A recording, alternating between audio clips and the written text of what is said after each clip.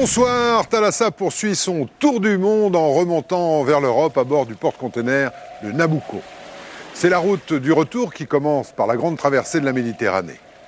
Après les déserts de la mer Rouge, le Nabucco franchit le canal de Suez, une étape légendaire qui marque le passage entre deux mondes. Il fait maintenant cap à l'ouest et s'apprête à aborder les côtes de Malte, l'un des plus grands ports de la Méditerranée, une plaque tournante de la mondialisation.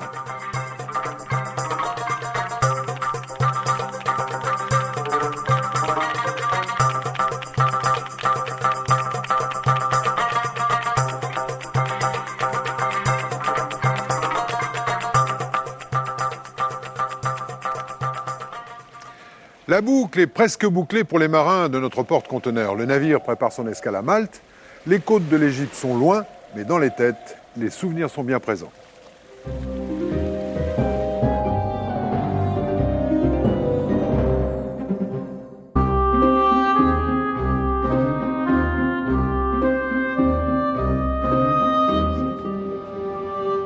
La fin du voyage approche et Bévis, l'électricien, termine de monter le film qui devrait lui permettre de présenter la vie du bord à quelques-uns de ses amis.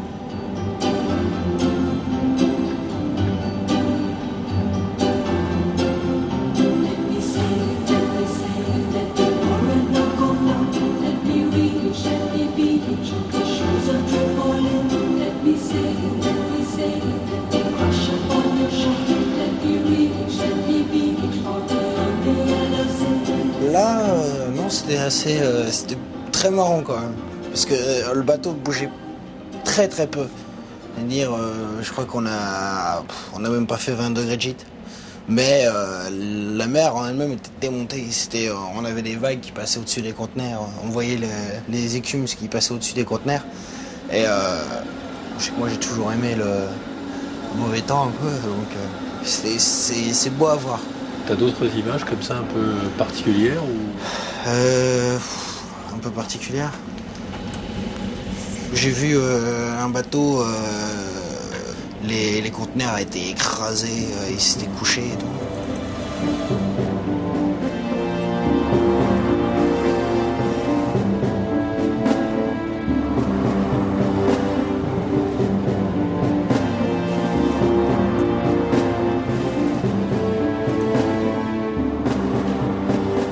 J'ai toujours aimé les bateaux, j'ai toujours aimé la mer. Et pour moi, c'était une suite logique. C'est de travailler sur l'eau, c'est de travailler avec les bateaux. Après, ça change entre le voilier et le gros porte-conteneur. Mais c'est toujours le même plaisir. Des fois, on se lève le matin, on se lève un peu plus tôt, on va à l'avant.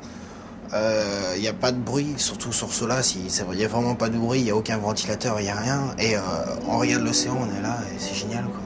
C'est un spectacle qui est très très beau.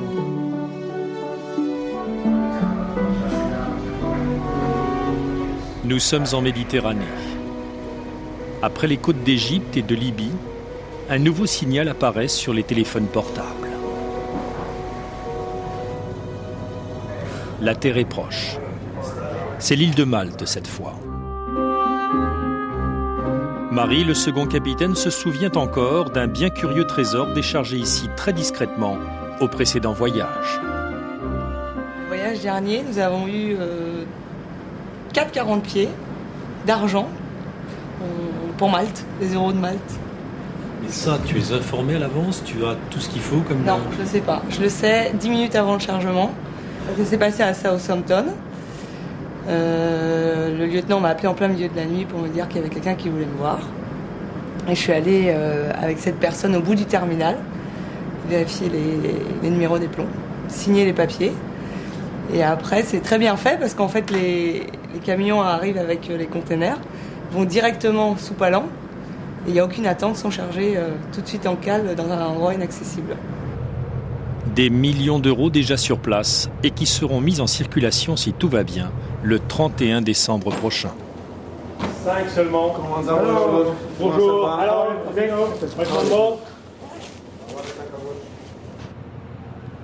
Nous allons décharger 800 conteneurs dans le port de Marsaslot, au sud de l'île de Malte. 800 containers qui repartiront sur de petits cargos aux 4 coins de la Méditerranée. Mais le plus difficile reste de réussir la manœuvre d'approche et d'entrée. 2 pilotes sont nécessaires. Tout le monde est concentré. Manœuvre avant, tu me donneras les distances par rapport au quai. 150 et 200 mètres, et le front à 130 mètres à 9h30. Nous avons une excellente position. Excellente pour redistribuer partout, en Afrique du Nord, en Europe. C'est une très bonne activité économique, un accélérateur économique. Le port de Marsasloc est devenu une véritable plaque tournante. La CMA-CGM, à l'égal de la plupart des compagnies maritimes, a choisi ce point stratégique sur la route entre Suez et Gibraltar pour transborder les marchandises qui repartiront vers le pourtour de la Méditerranée. Seul problème, la saturation qui menace ces quais. Commandant, à qui vous dites bonjour là? À mon épouse et à mon fils qui viennent me rendre visite à Malte. Ils vont rentrer avec moi jusqu'au Havre.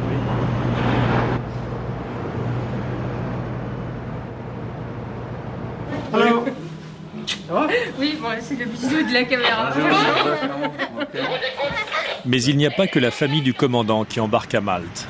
Il y a aussi un lieutenant roumain et un électricien français. 2 jours avant le Havre, la relève de l'équipage a commencé. Tu es sûr qu'on repart à 23h? Heure du bord. C'est fou. Je vais appeler Chris. C'est pas possible. C'est Melvin qui est de service. Oui, ce matin, mais cet après-midi, c'est Chris. Machine, vous me recevez? Départ annoncé, 23h. Le temps presse. Le commandant Savini se charge exceptionnellement des formalités.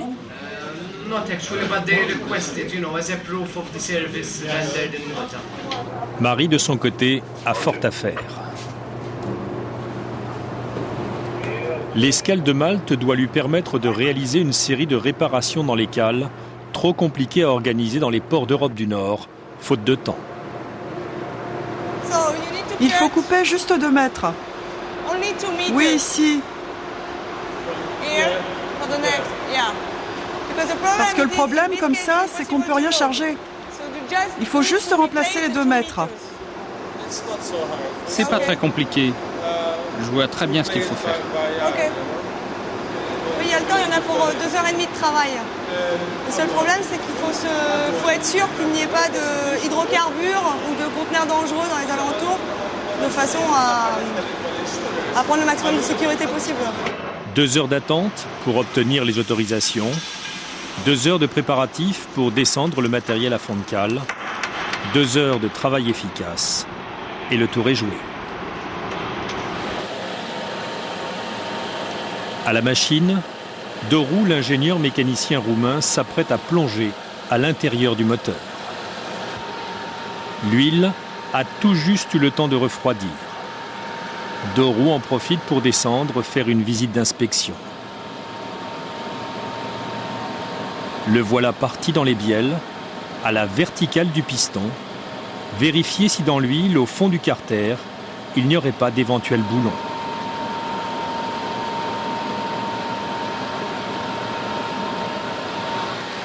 Au rythme d'1 carter par escale, Doru multiplie les visites.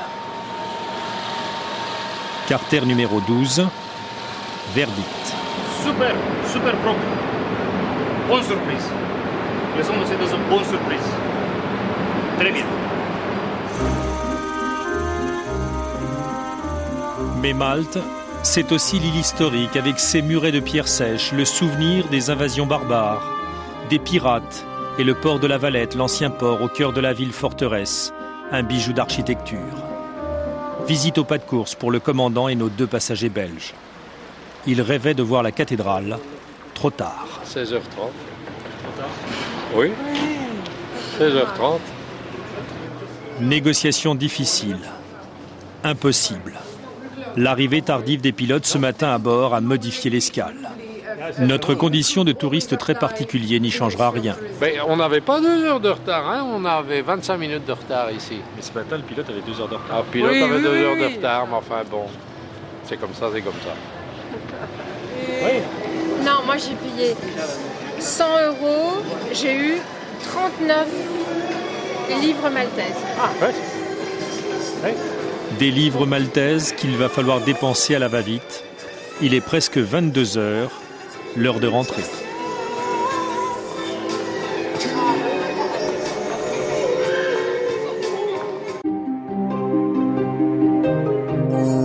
Par l'île de Malte transitent la plupart des marchandises destinées aux ports européens. Ce caillou isolé en Méditerranée est aujourd'hui au cœur de la mondialisation.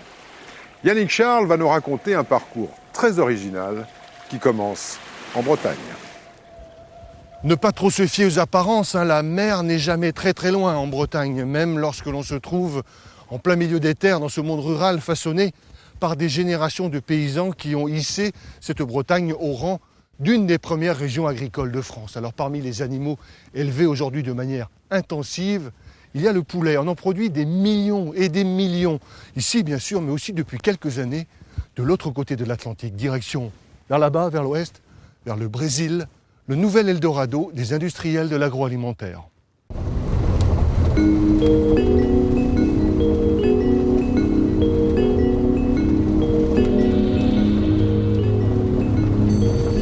On est loin de tout, des plages, des cocotiers, du soleil.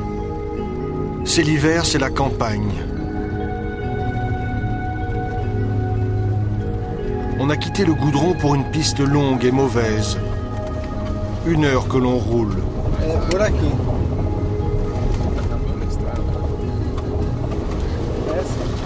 Heureusement, il y a Raoul. Malgré la brume et la pluie, il n'est pas perdu.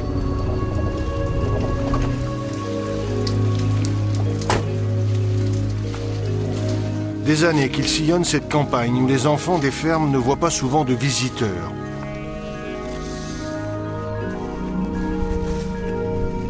Au bout du chemin, nous voilà au beau milieu de nulle part, en Amérique du Sud.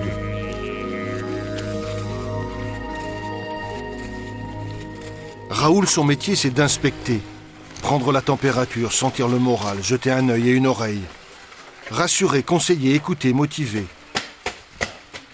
Un gentil inspecteur.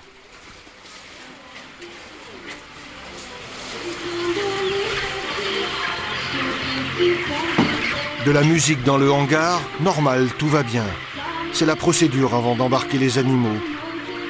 Ça les déstresse, il paraît.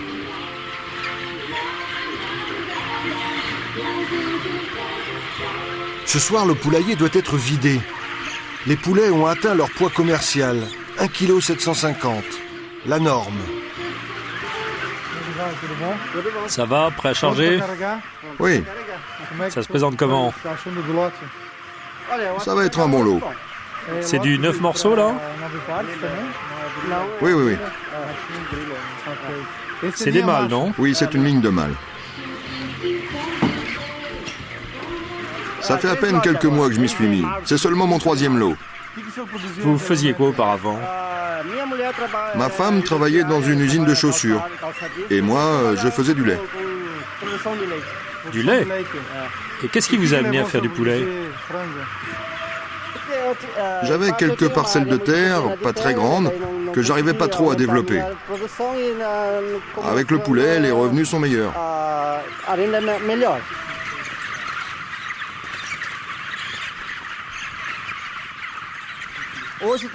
Aujourd'hui, il y a 26 000 poulets à charger. Des journaliers viennent d'arriver. Dans 3 heures, ils auront mis en caisse tous les animaux. Pour la première fois de leur courte vie, les poulets vont mettre le bec à l'air libre. Pas pour longtemps. Les poulets vont partir vers l'usine, vers l'abattoir en fait. Ensuite on les emballe, on les congèle et ils partent dans le navire. Et ensuite, à mon avis, ça va partir chez un client en Europe.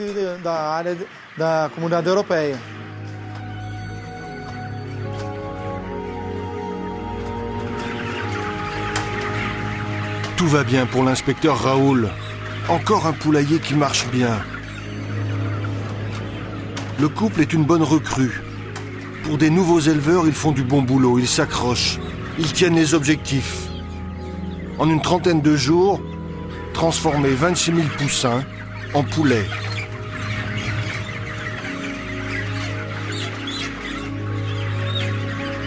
Dans quelques jours, un nouveau lot de poussins sera livré et ce sera reparti pour 30 jours. Ça roule pour cet élevage-là.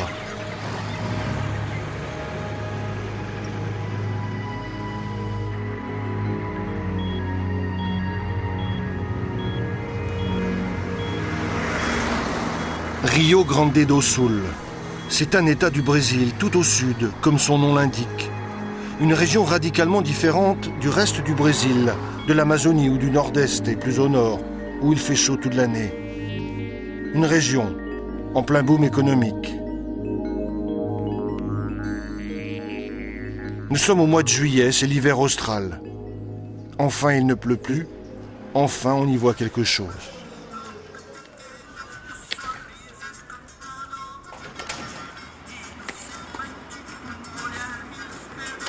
Il fait à peine 5 degrés. Un courant froid qui remonte de Patagonie a fait sortir les gants des armoires. Comme chez les voisins uruguayens ou argentins, on se réchauffe en buvant du maté. Ici, depuis des générations, on vit plutôt bien de l'agriculture et de l'élevage. Sans souci majeur pour ce qui concerne le poulet, le Brésil est l'un des rares pays au monde épargnés par la grippe aviaire.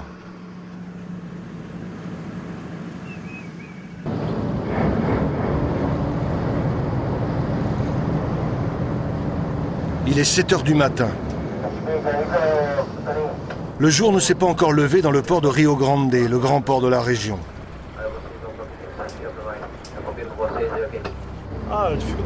La plus grande difficulté ici pour nous, c'est le vent et le brouillard. Une fois que le bateau est entré dans le port, ça va. On peut travailler plus tranquillement.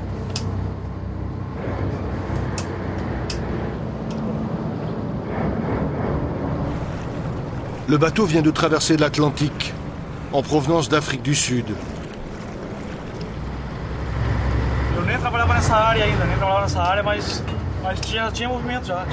Il y a 10 ans, je ne travaillais même pas dans le secteur. Mais il y avait déjà du trafic et depuis ça s'est beaucoup développé. Le port n'arrête pas de se développer.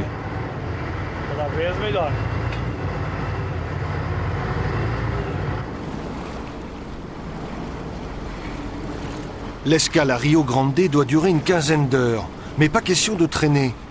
D'autres bateaux attendent leur tour. Ici, les quais ne sont jamais vides. This way? All right, thank you.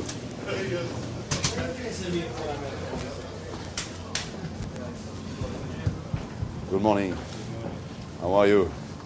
I'm Perazio from CMA-CGM. Good morning. Who is the boss of this team? It's me.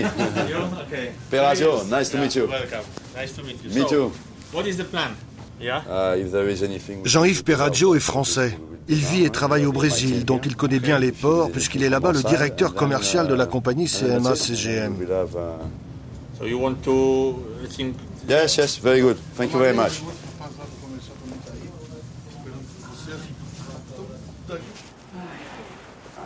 Voilà. Estamos pronto. Opa. Morning. Nice to meet you. Everything okay?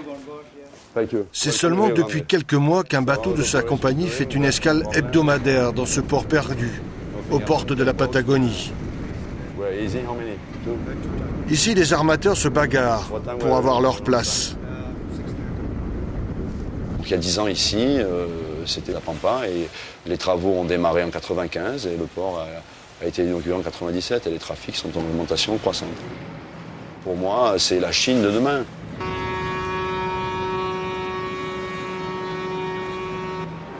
Ici, il y a une moyenne de 3 à 4 navires par jour. Ça travaille 24 sur 24, 7 jours sur 7, parce que l'État de Rio Grande est un État qui exporte énormément de produits de base, alimentaires, poulet, chaussures, résine, viande. Et donc, il y a une nécessité d'avoir un port de cette dimension pour le Brésil, qui est un continent finalement. Donc, Il y a besoin de plus d'espace. Et Rio Grande est un des derniers ports où il y a encore une possibilité d'extension.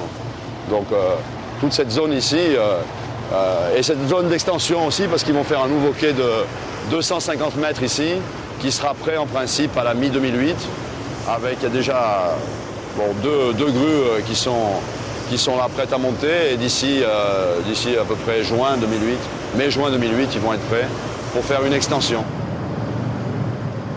Dans tous les conteneurs blancs, pleins comme des œufs, des centaines de cartons de poulet congelés. Il faut savoir que le Brésil abat en moyenne 11 millions de têtes de poulet par jour.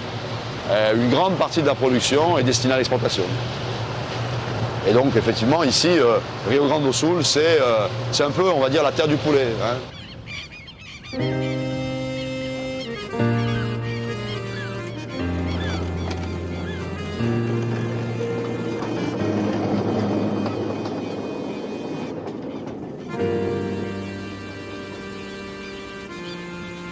Il y a 10 ans, à Rio Grande, il y a d'abord eu des norias de camions. Puis ces étranges bateaux que l'on n'avait jamais vus auparavant ici, avec toutes ces boîtes métalliques empilées, aussi haut que les clochers des églises. Étranges bateaux avec ces marins que l'on ne voyait jamais, trop occupés pour avoir le temps d'aller marcher sur les longues plages qui mènent jusque la frontière avec l'Uruguay, là-bas, vers Montevideo. Nul ignorait pourtant ici que l'avenir de la région se jouait à quelques centaines de kilomètres de la côte, dans les terres montagneuses.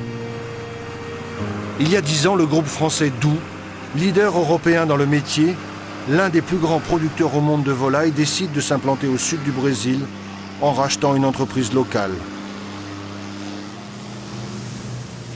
Bienvenue dans le monde du poulet industriel.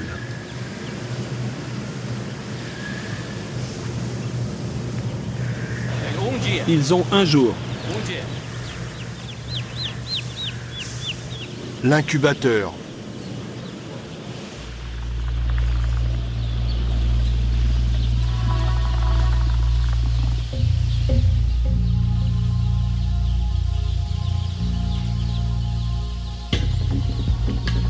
L'atelier de sexage.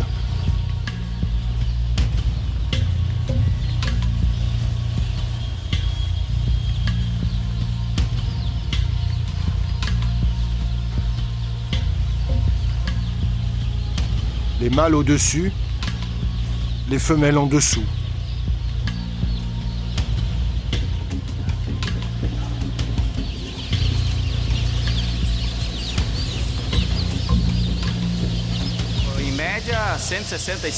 En moyenne, on peut faire naître jusqu'à 165 000 poussins par jour. Les naissances sont fonction du processus d'incubation.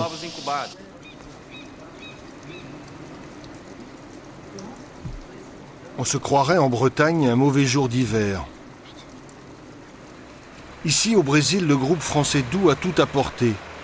Ses méthodes, ses recettes, son savoir-faire en matière de production intensive. Aliments et poussins sont livrés aux éleveurs. Rien que dans l'état de Rio Grande do Sul, le groupe fournit sa logistique à 3500 éleveurs.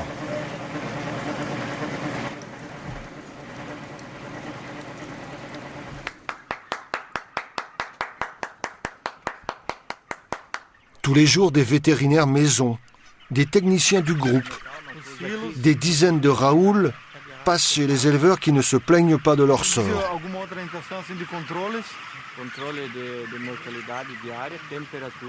Certains sites de production sont même interdits d'accès pour raisons sanitaires. La biosécurité, on dit dans ce métier. Alors pour les apercevoir, il faut prendre l'avion. Perdu dans la pampa, surtout pas situé sur la route des oiseaux migrateurs susceptibles de transmettre un virus dévastateur, il existe au Brésil un lieu hautement stratégique pour la multinationale Doux. Un pépin ici et tout s'écroule. Derrière des barrières, une poignée de poulaillers high-tech, où pour éviter tout risque de contamination, on élève sous cloche ce que l'on appelle les matrices, les poules et les poulets reproducteurs, la base du système. Ceux qui y travaillent n'en sortent jamais, en quarantaine en permanence en quelque sorte. Pour pouvoir rentrer dans ce secteur, il existe certains paliers d'isolement. On appelle ces paliers des portails. Dans un premier temps, le personnel doit se doucher, puis changer de vêtements. Ensuite, ils marchent pendant 1 km, 1,5 km, et ils arrivent à un deuxième palier. À nouveau, ils se changent et ils se douchent et ils mettent de nouveaux vêtements. Et au retour, c'est la même procédure.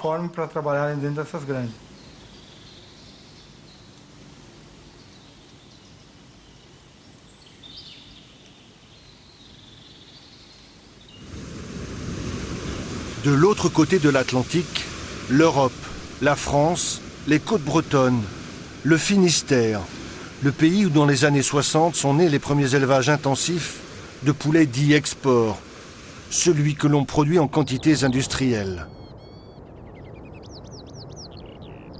Châteaulin dans la campagne bretonne, le siège de la compagnie multinationale présente dans 130 pays. Elle porte toujours le nom de son fondateur, Charles Doux, l'industriel qui emploie dans ses usines 15 000 personnes en France et au Brésil, celui qui a des milliers d'éleveurs sous contrat. Bonjour tout le monde. Réunion de l'état-major du groupe. Jean-Luc. Jean-Marie. Jean-Jean-Pierre. Ça va? Bien rentré? Ça va. Bon. Allez, on va démarrer sur l'aspect, sur le point du jour, sur la dispo-matière. Il y a eu déjà un premier débrief, une première approche sur les volumes de 2008. Je vais vous mettre à l'aise, les commerciaux ont faim. Donc il faut vraiment qu'on aille vite. Quitte à prendre des options qui sont des options dures.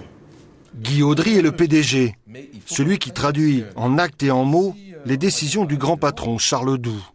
La volaille, c'est de la céréale sur pâte. Donc à un moment donné, il faut avoir une disponibilité en céréales pour convertir de la protéine végétale en protéine animale.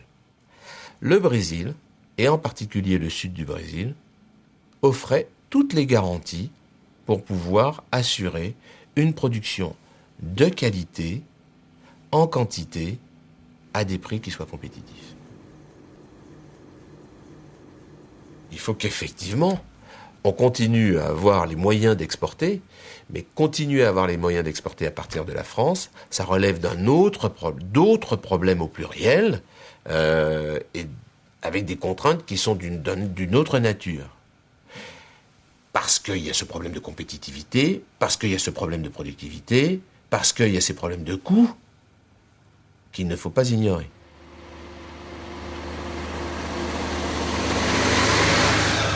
À 6000 km du siège de la compagnie française, l'usine de Montenegro, l'un des plus grands sites de production de viande de poulet au Brésil, là où Doux a réglé ses problèmes de coûts et de compétitivité, l'industriel emploie aujourd'hui davantage de Brésiliens que de Français.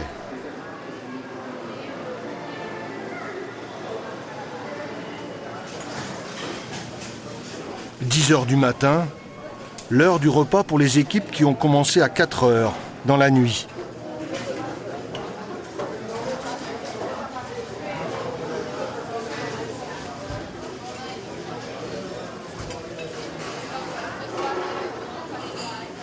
Il y a aussi du poulet au menu.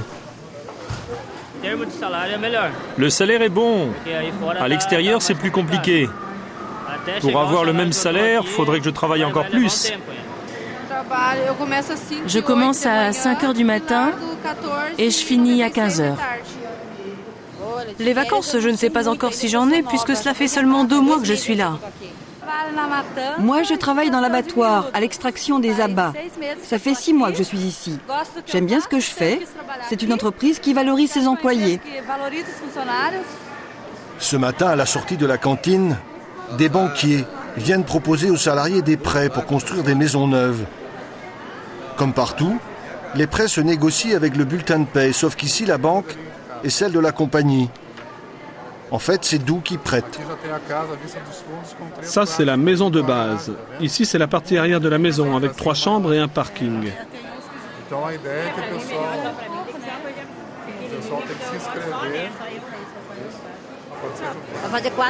Ça fait 4 ans que je suis ici.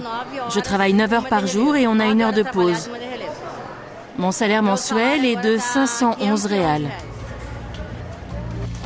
511 réals brésiliens, ça fait en gros 200 €. 5 fois moins qu'en France pour le même travail.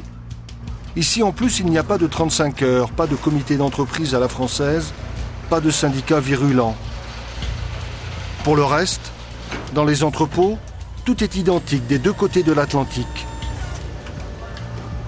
On retrouve les mêmes emballages.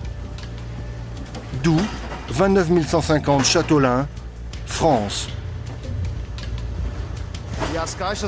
Sur certaines boîtes, c'est marqué Doux, et sur d'autres, Frangosul, ça dépend du marché. L'entreprise reste française de toute façon. «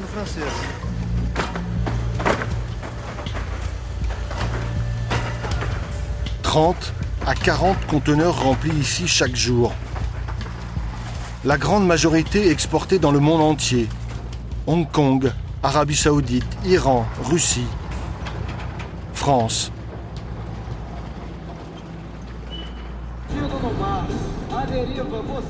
On quitte la campagne. Sur la route vers la côte, on change soudain d'environnement. La banlieue d'une grande ville, la capitale de l'état de Rio Grande do Sul, Porto Alegre, 1 500 000 habitants. Et on se souvient que Porto Alegre s'était fait connaître dans le monde entier pour avoir été le théâtre du premier forum social mondial, le rassemblement international des altermondialistes, ceux qui pensent l'économie autrement qu'en termes financiers. Au centre-ville de Porto Alegre, les bureaux d'une association de paysans. Ils fustigent, eux, l'arrivée au Brésil des multinationales. Ils dénoncent, eux, ce mode de production où le goût n'est plus un critère.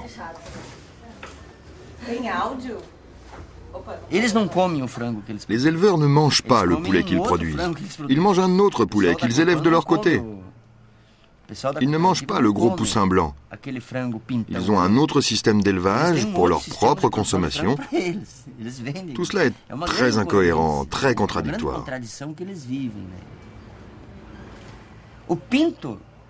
Les poussins sont presque des clones, Tout est pareil, une homogénéité génétique. À la moindre variation, au moindre problème sur un poussin, vous aurez la même chose sur tous les autres.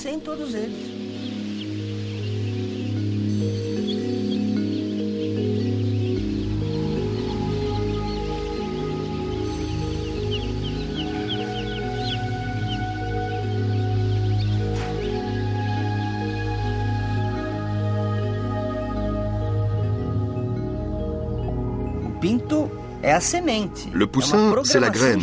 C'est en fait une programmation génétique sous contrôle de l'entreprise. Cette programmation génétique va réagir en fonction des différentes stimulations. Le type d'alimentation, les médicaments, combien d'animaux ensemble, comment on les produit, etc.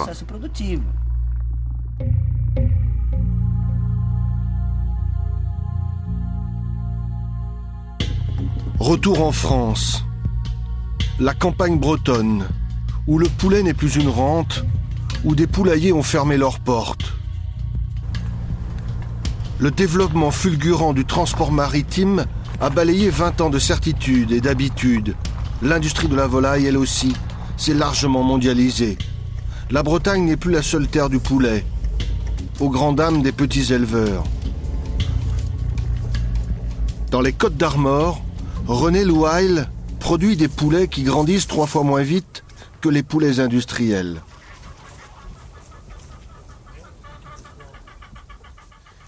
Ils en ont 67 jours lundi. Donc ils vont partir entre 80 et 85 jours. 80.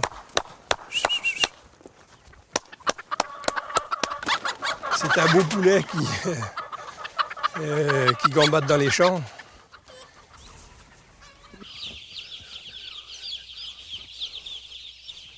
René Louail est membre de la Confédération paysanne, un syndicat d'agriculteurs qui s'oppose régulièrement aux grands groupes industriels de l'agroalimentaire. Le paysan brésilien, c'est un allié au paysan breton. Moi, je ne suis pas concurrent du paysan brésilien. C'est Charles Doux qui essaie de mettre en concurrence les paysans dans tous les coins du monde, ou les salariés dans tous les coins du monde. Mais ça, c'est quelque chose d'épouvantable, à tel point, c'est que l'élevage avicole breton est en train de mourir. Et les Charles Doux, eux, ou les autres, ils continueront à produire du poulet partout dans le monde, là où les conditions seront les meilleures, c'est-à-dire là où les gens seront les moins exigeants, et là on pourra effectivement le plus exporter, quelles qu'en soient les conséquences au niveau de l'environnement, au niveau des paysans et au niveau des salariés.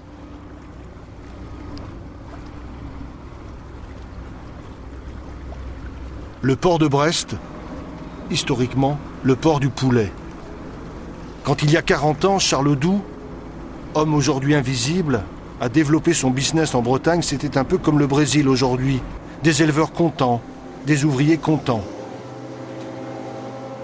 Quelques dizaines de conteneurs ce matin pour ce bateau qui, en revanche, n'arrive pas les cales vides.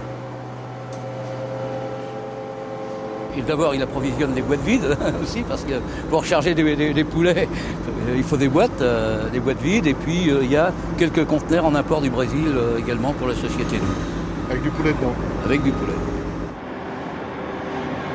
Depuis l'implantation de Doux au Brésil, 12 usines du groupe ont stoppé leur activité en France.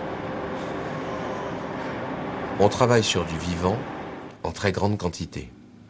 Et il faut bien comprendre que travailler sur du vivant en très grande quantité, ça n'est plus l'approche, disons, image d'Épinal, basse-cour.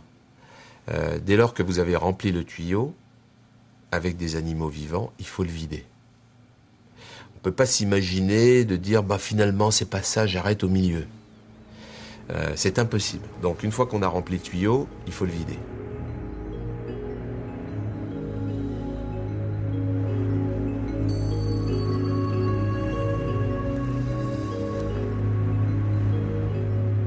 Tout au bout du tuyau, il y aura toujours davantage de bateaux et de cargos. En 2007, 80 millions de tonnes de volailles, 47 milliards de poulets auront été produits et transportés dans le monde entier.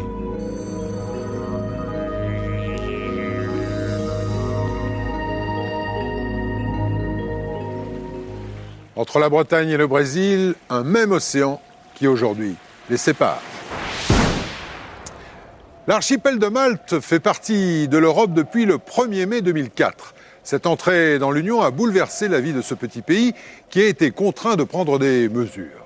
Ainsi, Malte s'est efforcé de redorer son blason, ou plutôt son pavillon inscrit sur liste noire.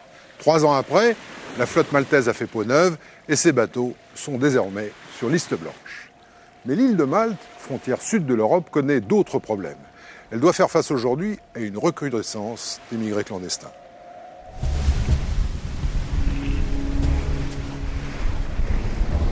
Le centre de la Méditerranée sous haute surveillance. L'été dernier, Frontex, l'agence européenne pour le contrôle des frontières extérieures, coordonne une opération spéciale entre la Libye, l'Italie et Malte. Situé sur la frontière sud de l'Europe, l'archipel est devenu une porte d'entrée de l'immigration clandestine en provenance de Libye. Objectif de l'opération Nautilus 2, combattre ces trafics d'êtres humains et sauver des vies. Près de 3000 personnes ont été interceptées lors de cette opération. 9 États membres, dont Malte, l'Italie et la France, ont répondu à l'appel de l'Union européenne. Une mobilisation très insuffisante pour le commissaire européen à la justice, la liberté et la sécurité. Franco Frattini lance un appel à la solidarité européenne pour provoquer un effet dissuasif. Les États membres doivent comprendre que c'est seulement en patrouillant dans cette partie de la Méditerranée qu'on pourra faire passer un message clair.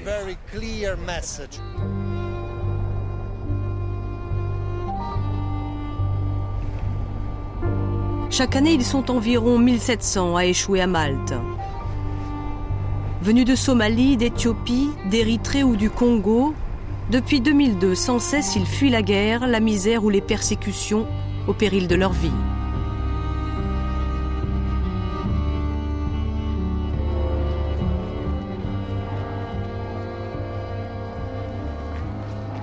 Josep est somalien, il a 26 ans, il est arrivé à Malte en 2004.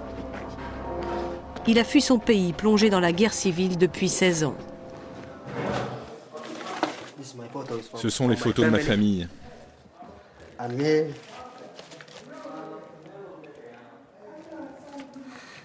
Voici mon père, il est mort maintenant.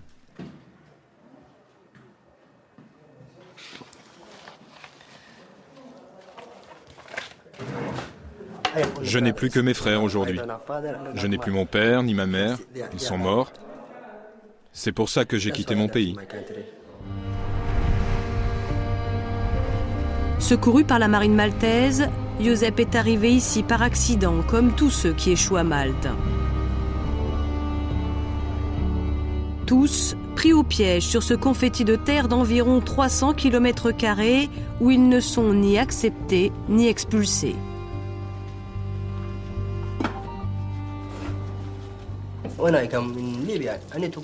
Quand j'ai quitté la Libye, je voulais aller en Italie en fait. Mais quand on est passé près de Malte en naviguant, le bateau est presque tombé en panne. Alors on a demandé au gouvernement maltais de nous aider. Et c'est pour ça qu'on est arrivé là. Mais eux, ils nous ont mis en détention.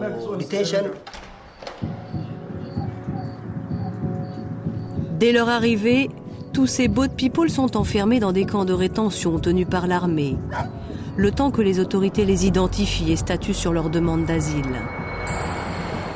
Ici, la presse est toujours interdite. Seules les ONG sont autorisées à rendre visite à ces réfugiés détenus en moyenne entre 8 et 18 mois, un temps record pour un pays européen, un calvaire pour tous ces immigrés. En détention, on a eu beaucoup de problèmes. Un jour, j'ai même dû dire à un gardien que nous étions des êtres humains. Il m'a répondu « Tu n'es pas un être humain ». Qui je suis alors? Il m'a répondu « Tu es un singe ». Responsable de l'association jésuite d'aide aux réfugiés, Pierre Grec Marguerat s'est toujours mobilisé contre les conditions de détention de ces demandeurs d'asile. Ces gens-là ne sont pas des criminels. Et s'il y a une détention, ça doit être le plus court possible, comme par exemple en France, c'est seulement 32 jours au maximum. Et les conditions physiques de la détention, ce n'est pas acceptable pour personne. Il y a quelquefois 20 personnes dans une seule chambre. Ils ont la possibilité de prendre de l'air 2 fois par semaine. Ce n'est pas possible. On a eu beaucoup de personnes qui sont finies en institut psychiatrique parce que c'était des personnes qui n'en pouvaient plus de leur situation. Devant les cris d'alarme des ONG, en mars 2006, une délégation de parlementaires européens a finalement obtenu l'autorisation de visiter ces camps. À l'issue de cette visite, dans une résolution, le Parlement européen déplore les conditions de vie inacceptables des migrants et demande aux autorités maltaises de réduire les délais de détention des demandeurs d'asile, en vain. Herman Grec, rédacteur en chef adjoint du Sunday Times de Malte, l'un des plus grands journaux de l'île, justifie la nécessité de la détention pour les demandeurs d'asile. Est-ce que je cautionne les conditions de détention? Bien sûr que non. Mais au bout du compte, on pourrait dire que la détention est un mal nécessaire, car le nombre d'étrangers qui sont arrivés sur notre territoire ces dernières années est incroyable. L'été dernier, il y avait 1 ou 2 bateaux de 30 personnes par jour qui arrivaient. Et n'oubliez pas, c'est le pays le plus densément peuplé d'Europe et le 2e ou le 3e au monde. Et quelques centaines de personnes, ça fait une grande différence au sein d'une population de 400 000 habitants. Des immigrés de plus en plus nombreux sur l'île. Depuis son entrée dans l'Union en 2004, Malte est devenue une voie sans issue, car elle doit désormais appliquer les réglementations européennes. Les immigrés doivent effectuer leur demande d'asile dans le premier État européen qu'ils atteignent. Qu'ils aient le statut de réfugiés pour ceux qui sont persécutés pour leur opinion politique ou religieuse, ou une protection humanitaire temporaire pour ceux qui fuient la guerre, Tous sont obligés de résider et travailler dans ce pays. Pour Alexander Tortel, chargé de la nouvelle organisation de l'intégration des demandeurs d'asile, l'entrée dans l'Europe a déclenché un problème qui dépasse les autorités maltaises. Ce qui se passait avant que l'on rentre dans l'Union, c'est que ces gens pouvaient partir s'installer dans d'autres pays membres, car nous n'étions pas tenus d'appliquer la Convention de Dublin. Mais maintenant, si quelqu'un quitte notre pays et essaye de s'installer dans un autre État membre, cet État membre renvoie automatiquement cette personne à Malte.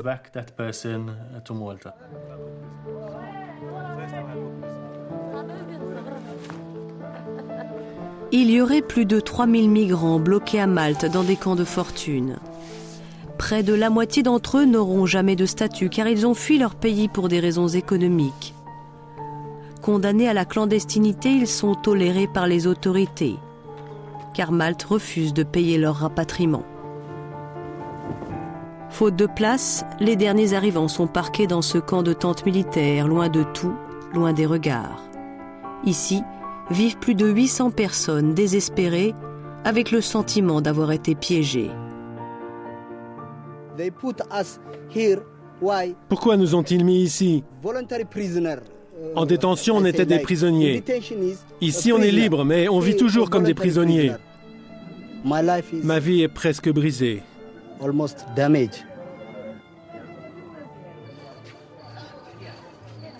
Au fil du temps, certains ont réussi à se recréer un univers.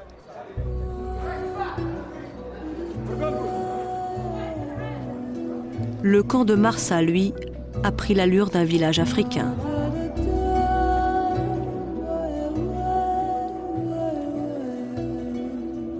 Tant bien que mal, des immigrés ont monté leur petit commerce. Une autre vie reprend son cours.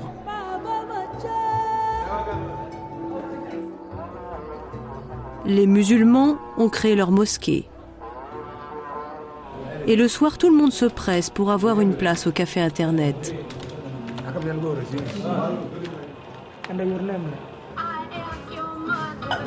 Pour tous, le seul moyen de s'en sortir, c'est de réussir à travailler. Mais le marché du travail est très réduit. Aujourd'hui, tu travailles, demain, tu ne travailles pas. Bon, tu ne peux pas louer la maison, parce que la maison ici, c'est cher. Il y a une place ici, là où les gens vont aller le matin. C'est à partir de 6 h du matin. On part là-bas pour aller s'asseoir. Ça, c'est le travail.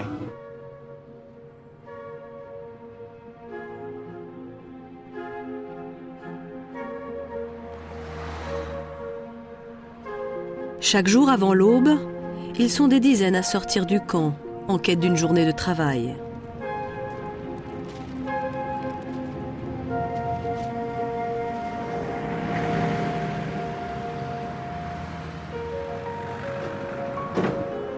C'est l'attente pendant parfois plusieurs heures.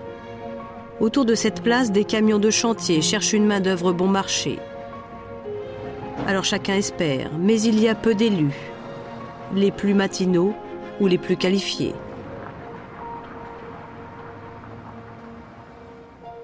Depuis quelques années, ces immigrés travaillent sur de multiples chantiers de construction de Malte, légalement ou illégalement, difficile de savoir.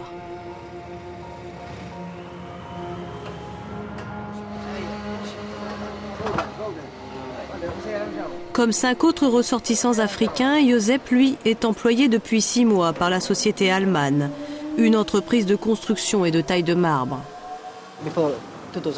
Jusqu'en 2006, je n'avais pas de travail. Ici, c'est difficile de trouver du travail. Nous n'avons pas de formation professionnelle, ni de savoir, alors on peut être qu'ouvrier ou homme de ménage. Si vous allez voir les hôtels, on vous demande toujours de remplir un formulaire, et puis on vous dit qu'on vous rappellera. Là, j'ai vraiment eu de la chance. Le patron de cette entreprise familiale, Joe Vella, emploie des ouvriers immigrés depuis 6 ans et semble très satisfait de leur travail. Ce sont des bons éléments, ils s'intègrent, ils collaborent, ils sont souples, ils font ce qu'on leur demande, ils sont fiables. Ils viennent travailler régulièrement. Joe Vella fait probablement partie des quelques chefs d'entreprise maltais qui emploient légalement des travailleurs immigrés. Josep perçoit donc le même salaire que les autres ouvriers.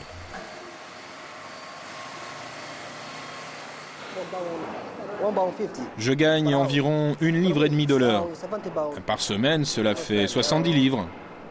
700 € par mois environ. C'est pas mal. Avec cet argent, je peux louer un appartement, acheter à manger, et s'il m'en reste, je l'économise. J'en envoie à mes frères en Somalie, et puis le reste, je le garde pour mon futur.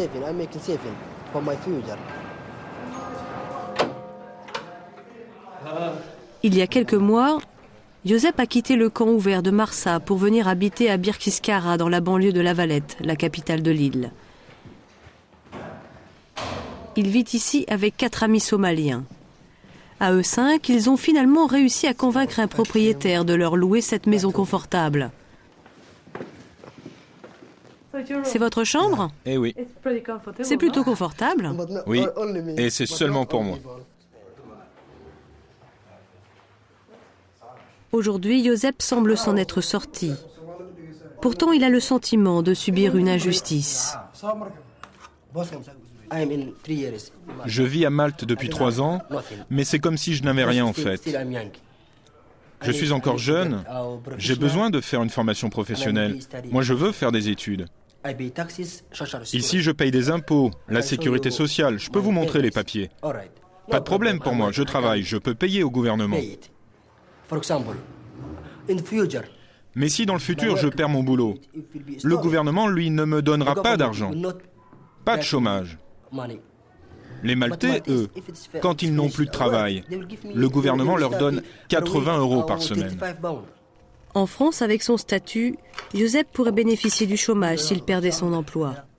À Malte, on trouve les personnes les plus mauvaises de toute l'Europe. C'est ce que je pense. Les Maltais, ils ne nous aiment pas. Ils ne veulent pas qu'on reste à Malte. Les migrants sont victimes d'un mouvement de xénophobie grandissant. Un parti d'extrême droite vient même de naître à Malte. À sa tête, le propriétaire de cette clinique médicale, Josie Muscat, est gynécologue. Il a fondé Action Nationale, un parti anti-immigration. Lors de son premier meeting en novembre, il accuse les immigrés clandestins de manger, boire et être habillés gratuitement à Malte. Il affirme aussi que l'île doit déjà affronter de nouvelles maladies transmises par ces immigrés. Nous, on prévoit les problèmes qui arriveront dans 20 ans.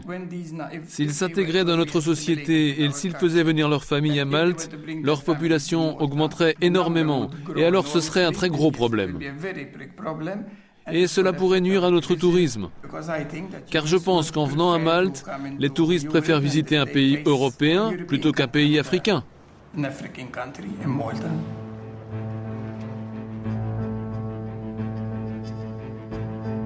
Pour Herman Grek, le rédacteur en chef adjoint du Sunday Times de Malte, ce parti est extrêmement inquiétant et dangereux. Il déplore un véritable apartheid au sein de la société maltaise. Nous sommes une société très conservatrice, dirigée par des siècles de chrétienté, et maintenant influencée par ce que racontent les grands médias populaires. Automatiquement, à tort, ici on pense que comme ces gens viennent d'Afrique, ils sont donc musulmans et terroristes. Mais c'est une hypothèse complètement fausse et malheureusement de plus en plus populaire.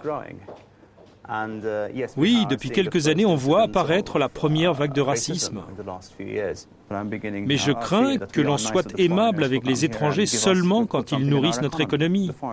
Nous sommes très accueillants avec les touristes, très charmants, mais quand ce sont des boat people qui arrivent, soudain, il n'y a plus de compassion.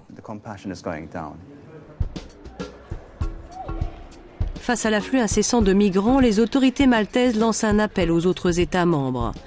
Pour le responsable de l'intégration des demandeurs d'asile, Alexander Tortel, le minuscule archipel de Malte ne peut assumer seul l'accueil de tous ces immigrés. Ce que Malte demande aux États membres, c'est d'accueillir un petit nombre de réfugiés ou de demandeurs d'asile. Cela a déjà été accompli par les Pays-Bas, l'Allemagne, l'Irlande, le Portugal. Donc, si chaque État membre en prend un petit nombre, pour nous, c'est une grande aide.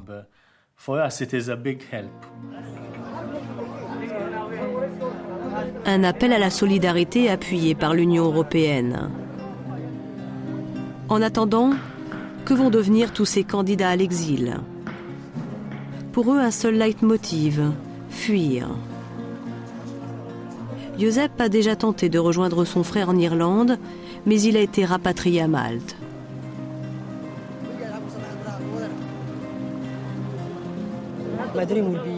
Mon rêve, ce serait d'aller dans un autre pays d'Europe.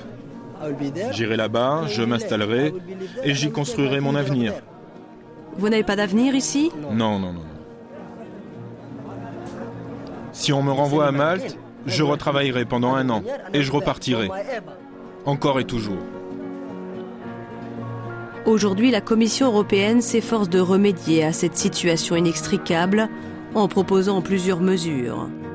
Cofinancer les rapatriements des migrants économiques, intensifier et prolonger au maximum les missions de surveillance maritime de l'agence Frontex, enfin, coopérer avec les pays d'origine pour tenter d'éradiquer les réseaux d'immigration clandestine en Méditerranée. Malte vient de rentrer aujourd'hui même dans l'espace Schengen, un surcroît de responsabilité pour cet archipel qui devient donc une frontière extérieure de l'Europe. L'île de Malte voit transiter sur ses quais des milliers de voitures qui arrivent de Corée du Sud à destination de la Turquie. Encore une facette insolite de la mondialisation. Ces voitures sont en morceaux, en kit, dans des containers et seront assemblées à Istanbul. Pour le constructeur coréen et l'assembleur turc, la délocalisation, c'est d'abord un moindre coût. Sur le port d'Ulsan, en Corée du Sud, c'est le début de la journée. Voici la plus grande usine du constructeur automobile Hyundai, avec ses hangars et ses propres bateaux.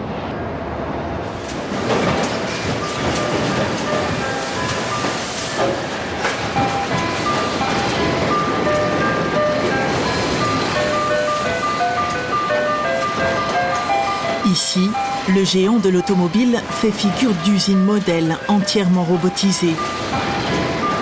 Une fierté nationale que les groupes scolaires et les adultes visitent comme un symbole de réussite pour avoir su rationaliser à l'extrême ses coûts de production.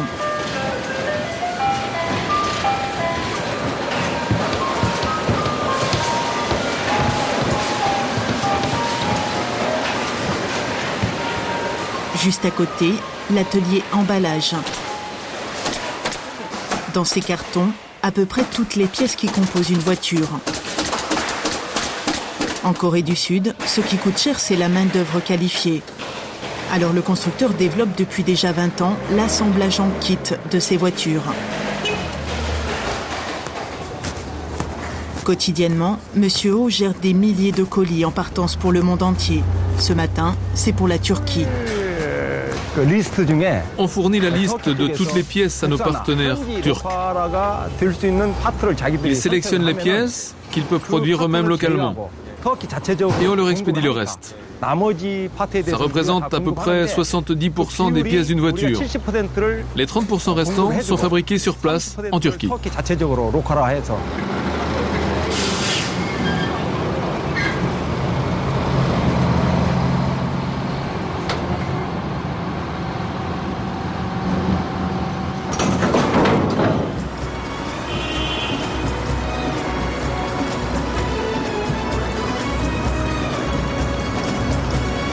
Les rives du Bosphore, à 10 000 km de là. C'est dans la grande banlieue d'Istanbul que l'usine d'assemblage Hyundai s'est installée il y a 10 ans.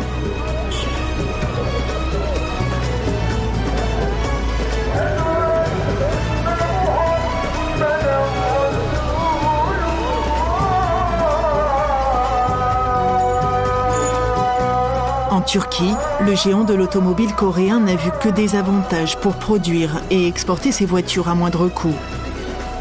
Une situation géographique et une population importante, travailleuse et peu chère.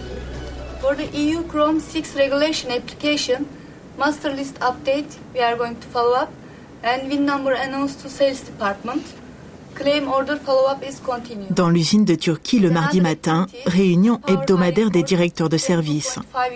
Chacun doit rendre compte des résultats obtenus pendant la semaine.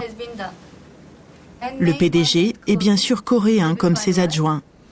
Mais l'on compte aussi 6 responsables turcs dans l'encadrement.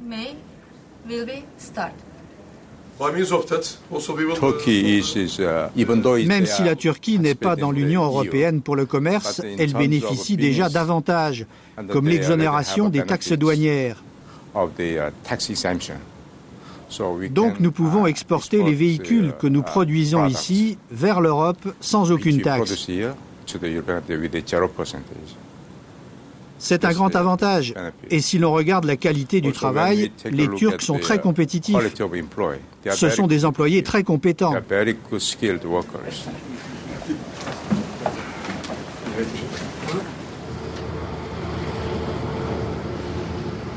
Aujourd'hui, l'usine d'assemblage de Turquie emploie 2250 salariés. Responsable de la réception des containers en provenance de Corée du Sud, Gülari est la seule femme dans cet univers d'hommes. Elle a été embauchée dès la conception de l'usine et les débuts n'ont pas toujours été simples. En effet, parce que leur culture est vraiment très différente de la nôtre. Mais maintenant, on est habitué à travailler ensemble. Au début, il y avait vraiment une grande différence culturelle. Comme quoi ? Leur conception du travail est différente. Mais maintenant, tout se passe parfaitement bien. Il n'y a aucun problème. De toute façon, l'industrie automobile en soi est un secteur difficile. Nous travaillons, qui plus est, dans l'activité de l'assemblage de voitures et nous pouvons avoir des soucis dans la production. En fait, on passe son temps à résoudre des problèmes.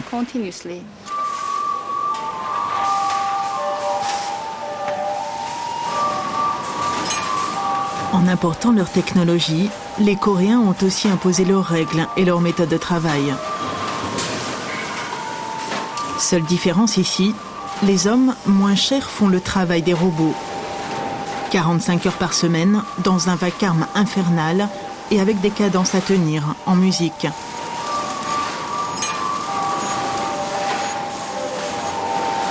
Les ouvriers sont jeunes et à disposition. Osrer travaille ici depuis 5 ans et a parfaitement intégré la culture d'entreprise. Je suis content de travailler dans une usine très disciplinée. Ça ajoute de la qualité au produit. Personne ne se relâche et tout le monde sait ce qu'il a à faire. Vous êtes content de votre salaire ? Oui, très content. Et en ce qui concerne la discipline ? Tout me convient ici.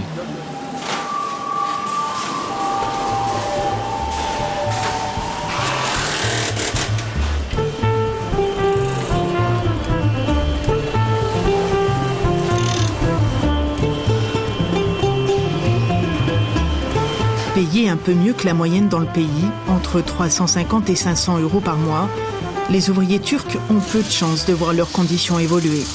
Même si la Turquie négocie son entrée dans l'Europe, les Coréens sont assurés de conserver la flexibilité et les bas salaires pour au moins 10 ans.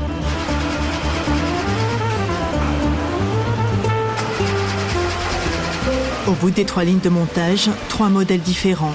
Toutes les heures, 18 voitures sortent, 360 par jour, 100 000 unités par an. Dans la foulée, toutes passent les tests de contrôle.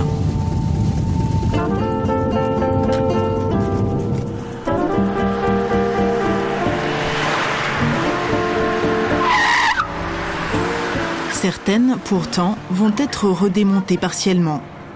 Les Coréens ont trouvé une astuce pour réduire encore les coûts et gagner sur les taxes. Pour ne pas payer les taxes sur les produits finis, des voitures sont expédiées par container en Ukraine. C'est le concept pour l'Ukraine.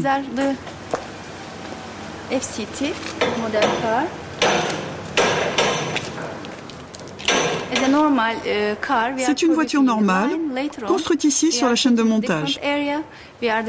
Certaines pièces ou parties sont par la suite démontées, comme le moteur, le réservoir d'essence, les pneus, le volant. Elles sont emballées séparément, rassemblées avec le véhicule et expédiées. C'est le concept développé par le groupe.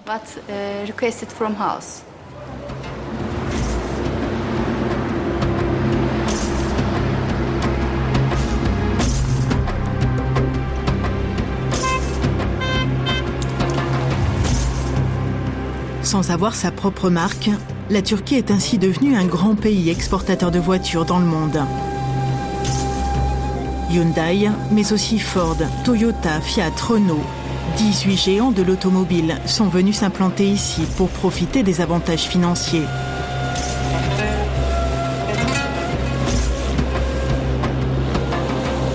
En quittant la Turquie, ces voitures destinées aux pays d'Europe et autres pays du Moyen-Orient seront aussi vendues moins cher aux futurs acheteurs. Finalement, l'assemblage en kit, c'est une bonne affaire pour tout le monde.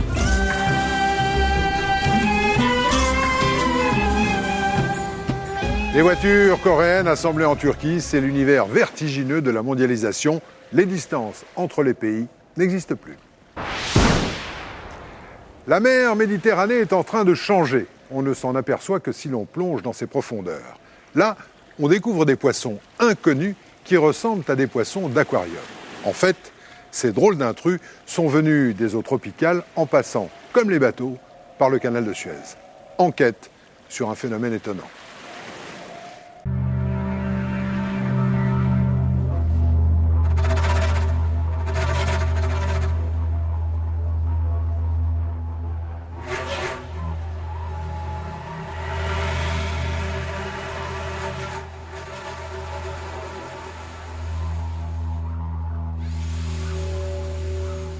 À 10 mètres de profondeur, plongé en Méditerranée. Sous le faisceau des lampes, des poissons qui ne devraient pas être là.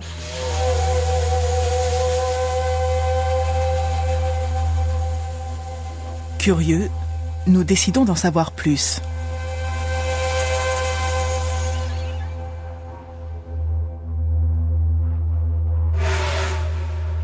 Une allure débonnaire, plutôt amicales.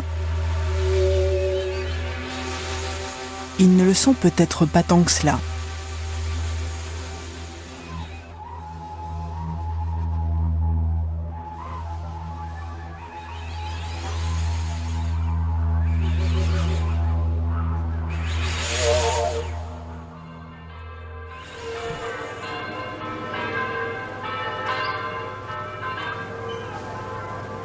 C'est dans le sud de l'Italie que commence notre enquête. Une petite île au large de la Sicile où d'étranges poissons auraient été vus. Manuela Falontano et Ernesto Azuro sont venus pour les étudier. Ils sont biologistes marins. Première étape, un avis de recherche. Avez-vous déjà vu ces poissons ? Tout le village est mis à contribution. Le carabinieri de l'île est plongeur. De ceux-là, on en voit pas mal. Il s'appelle comment, ce poisson ? C'est un poisson lapin. Ah, un poisson lapin. Celui-là, je l'ai déjà vu. En revanche, celui-ci, jamais. Et ce poisson flûte, alors là, au printemps, il y en a des centaines autour de l'île, aussi bien des petits que des grands. Ils peuvent mesurer jusqu'à 1 mètre. Un peu d'exagération à l'italienne, mais bon, ces poissons sont bien là. Lorsqu'une population de poissons vient s'établir, le nombre d'individus n'est pas très important et il est donc difficile de les trouver et de les capturer. Nous avons besoin de l'aide des pêcheurs et des habitants pour avoir des spécimens. Ça, c'est primordial pour nous, parce que sans un animal, on ne peut rien faire.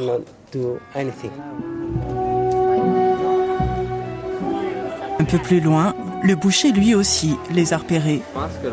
Avec le masque, j'ai vu celui-ci, celui-là. Lui, je l'ai vu chez les pêcheurs, mais celui-ci, j'ai jamais vu. Quant à Padre Giovanni, il a sa petite idée sur le sujet. Tu me parles de la mer. Moi, je vais te parler de la Madone. Ces poissons ne devraient pas être là. Mais d'un autre côté, ils peuvent être pêchés et apporter de la nourriture. Et ça, c'est bien.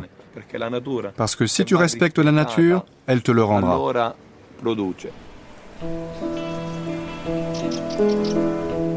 Tout ce petit monde vit sur Linosa, une île située juste là, à l'entrée du détroit de Sicile. Un détroit qui forme comme une frontière naturelle au milieu de la Méditerranée, avec de chaque côté de cette frontière une température de l'eau et des fonds sous-marins différents.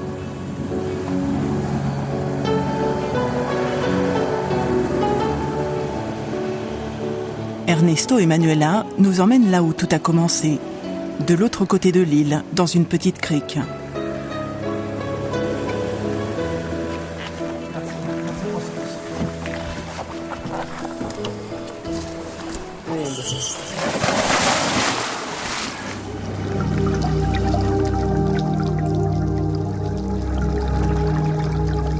Ici, ils recensent tout ce qui vit sous l'eau. Un long travail, mais un état des lieux indispensable avant l'arrivée d'espèces étrangères.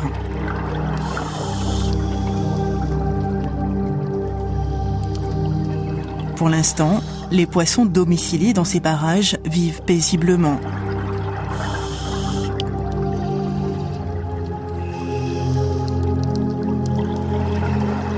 Mais en 2003, Ernesto a donné l'alerte. J'étais venu ici pour terminer un travail sur les mérous. À ma première plongée, j'ai vu un poisson lapin. Ça a vraiment été une grande surprise pour moi. Je savais que l'on trouvait ce poisson dans le sud de la Méditerranée et qu'il venait de la mer Rouge. J'ai découvert en fait une petite population ici qui n'avait jamais été signalée. J'ai alors décidé de changer le thème de ma thèse et de me focaliser sur l'installation très récente de cette petite population de poissons-lapins tout autour de cette île. Ces poissons-lapins, ce sont ces poissons noirs, des herbivores. Ils ont été signalés la première fois il y a 80 ans. C'était de l'autre côté de la Méditerranée, près des côtes du Liban. Entre-temps, ils se sont adaptés et ont modifié leur nourriture. Des intrus venus de mer Rouge.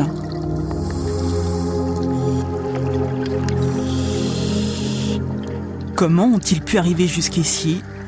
Pour comprendre, il faut remonter le temps. Entre mer Rouge et Méditerranée, il existe un passage depuis 1869, le canal de Suez.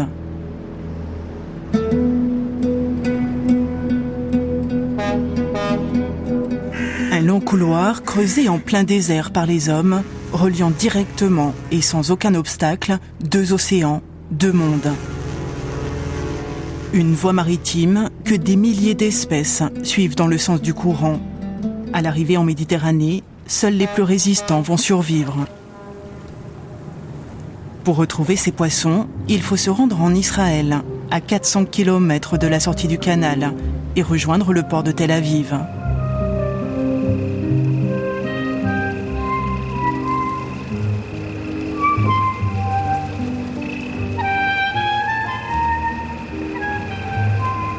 Au petit matin, sur le quai, Bella Galil attend les bateaux.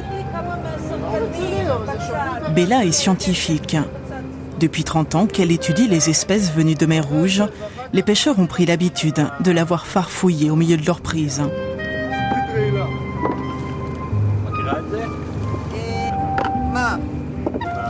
D'un coup d'œil, elle repère tous les indésirables. Plusieurs d'entre eux ont été piqués par ce poisson venimeux. Le Potosus. Tu vois que je te montre là. C'est un fils de pute. Ouais, enfin, il l'appelle de manière très impolie le fils de pute. Il est vraiment très dangereux. Et sa population a explosé ces dernières années. Et tu as été piqué où ? À la main. La première fois, ce sont des douleurs épouvantables. Je me suis fait une entaille pour me faire saigner. Beaucoup, beaucoup.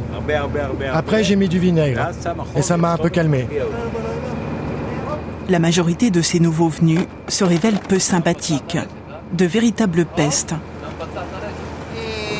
Ça, c'est un caribdis. Et ça, c'est une espèce particulièrement intéressante. C'est un crabe nageur. Ça n'a pas de valeur commerciale, très agressif. Et surtout, et c'est ça qui est intéressant, il est arrivé avec son parasite. Généralement, les espèces s'arrangent pour perdre leur parasite lors de leur passage. Sans parasites ni prédateurs, ils peuvent vite se multiplier. En 1954-55, l'hiver a été particulièrement doux ici. Avant cela, il y avait vraiment peu de sauridas. Après, d'un coup, sa population a explosé. Pendant les années qui ont suivi, il a été le poisson le plus commun. Les pêcheurs l'appellent macaroni. Mais c'est un prédateur. Voilà pourquoi je voulais ouvrir sa bouche, pour vous montrer ses dents. Ce ne sont pas des simples visiteurs ici. Ils intègrent la chaîne alimentaire.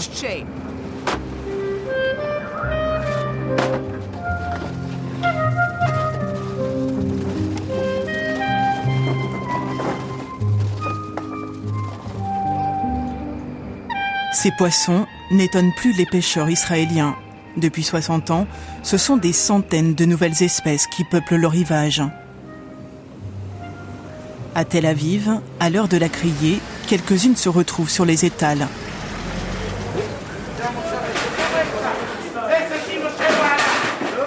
Ce matin encore, ce sera plus de la moitié des ventes.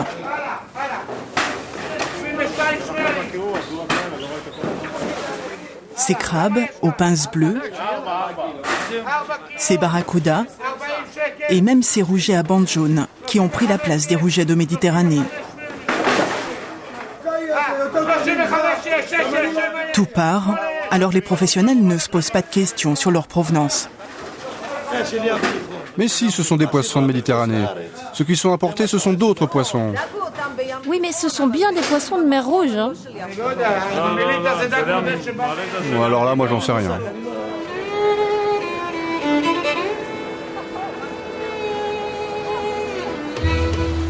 En seulement quelques décennies, c'est tout le fond marin qui a changé en Israël.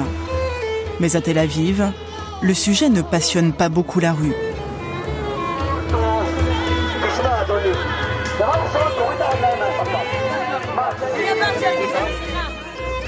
Pour trouver trace du passé, il faut gagner la périphérie de la ville et se rendre à l'université.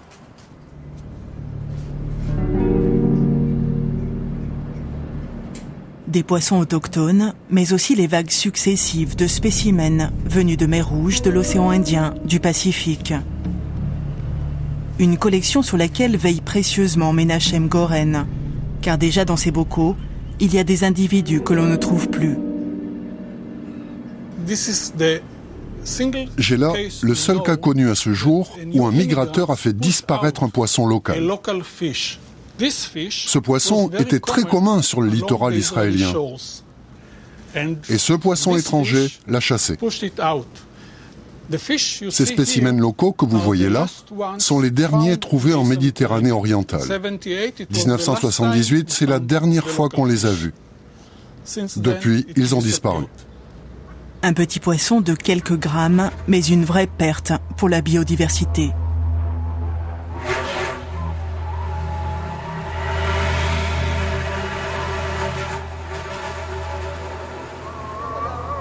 Jusqu'où retrouve-t-on ces poissons?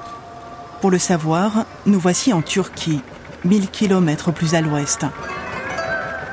Ici, les pêcheurs font face à un problème. C'est un poisson flûte.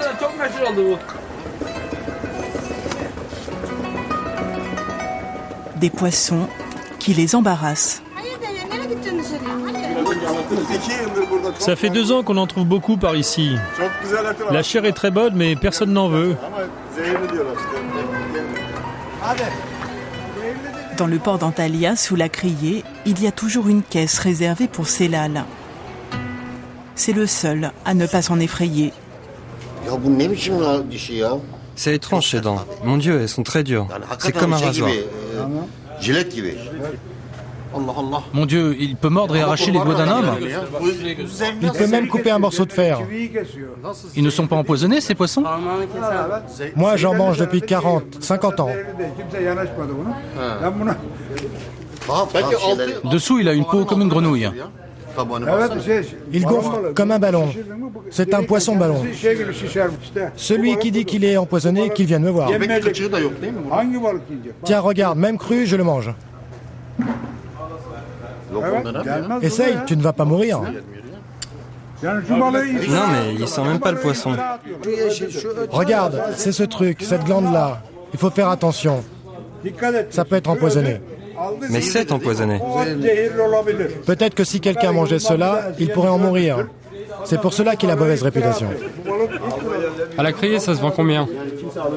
On peut pas trouver moins cher. T'as eu la cagette pour 8 €, c'est ça? Moi, je peux manger tout ce qui sort de la mer. Même mon propre père, s'il en sortait. Mais vous savez, ce poisson, il mange tout ce qu'il y a dans nos filets. Il ronge les mailles, il dévore tout, même les appâts. Il casse les hameçons. Il fait beaucoup de dégâts pour les pêcheurs. Poisson ballon. Au Japon, on l'appelle fugu. Un poisson hors de prix. Mais là-bas, pour le servir, il faut une licence.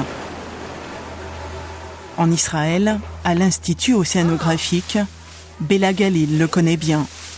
Ce matin encore, elle reçoit un spécimen impressionnant. En Méditerranée, il pullule. Waouh, quel beau spécimen!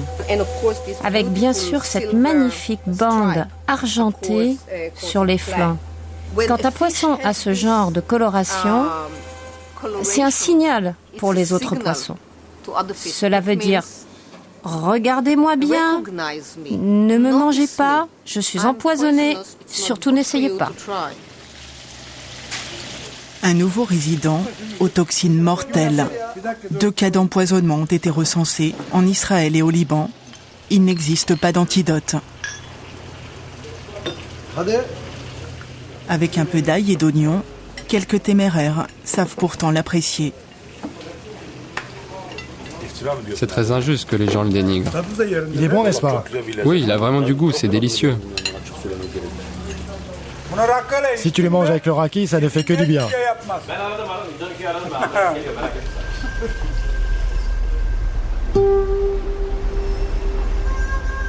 En Turquie, il n'y a pas que des poissons à venir jusqu'ici. Depuis la sortie du canal de Suez, entraînée par les courants, c'est toute une faune et une flore qui dérivent vers l'ouest.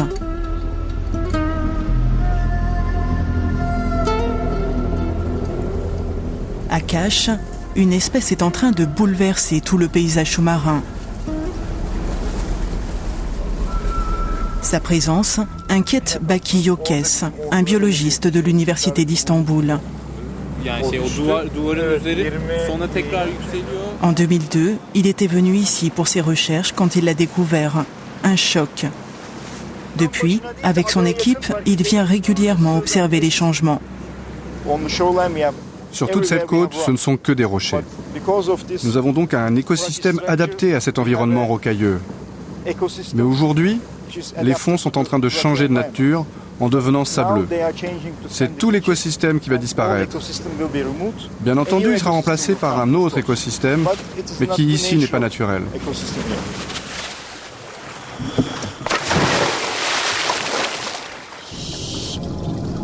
Pour comprendre, il faut suivre Baki sous l'eau.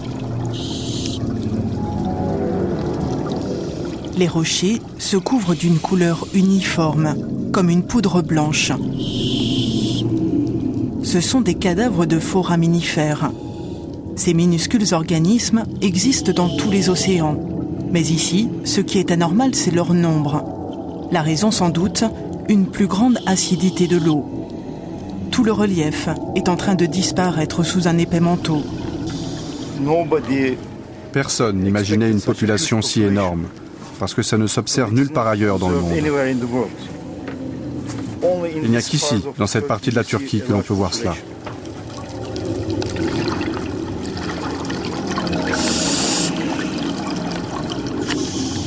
Par endroits, une nouvelle plante colonise l'espace vide. Et puis aussi, de grandes nacres qui n'étaient pas là avant. Mais ce nouvel environnement, plus pauvre, ne compensera jamais la faune et la flore qui vivaient là.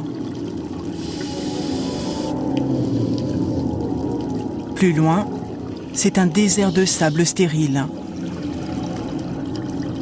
En un rien de temps, Baki a vu ses fonds sous-marins abandonnés par les poissons, sans rien pouvoir faire. Il y a 5 ans, quand nous avons commencé cette étude ici, il y avait encore les formes typiques des habitats rocheux. Les petits cailloux qui formaient des trous et des cachettes. Aujourd'hui, tout est couvert par ce sable. Et quand il y a une épaisseur suffisante, 1 ou 2 cm, cette plante commence à pousser. Et alors, elle empêche toutes nos algues de venir s'installer.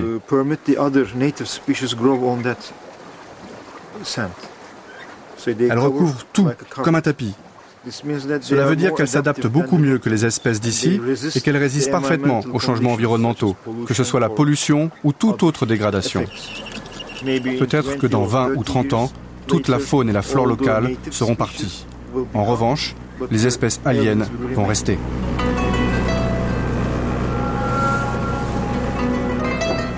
L'arrivée de ces nouveaux hôtes, certains ont décidé d'en tirer parti et de voir le bon côté des choses.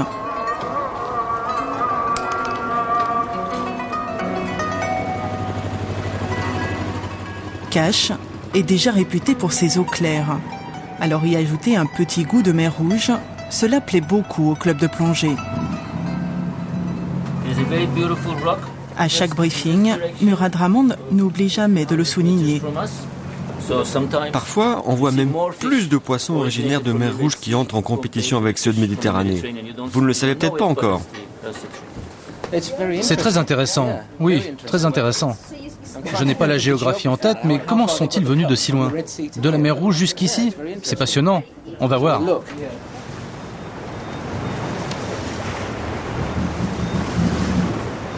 Ça donne une autre dimension à la plongée et les gens ils regardent de notre œil, ils sont plus intéressés parce qu'ils savent qu'il peut y avoir un poisson qui n'était pas là l'année dernière, peut-être qu'ils vont être les premiers à le voir.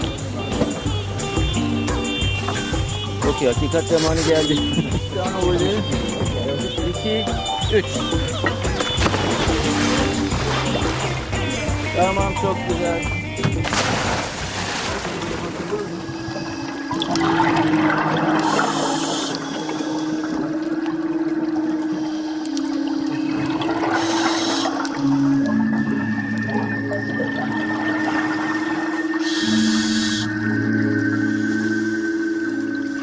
Les plongeurs professionnels savent toujours où les trouver. Et effectivement, ces poissons font le spectacle.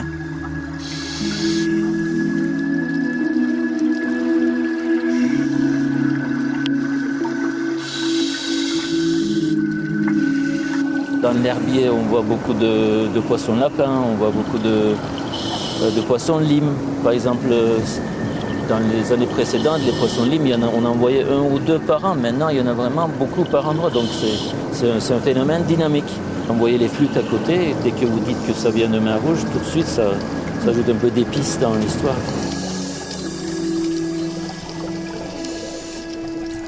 On voit beaucoup d'écureuils, par exemple, qui sont en compétition avec les apagons.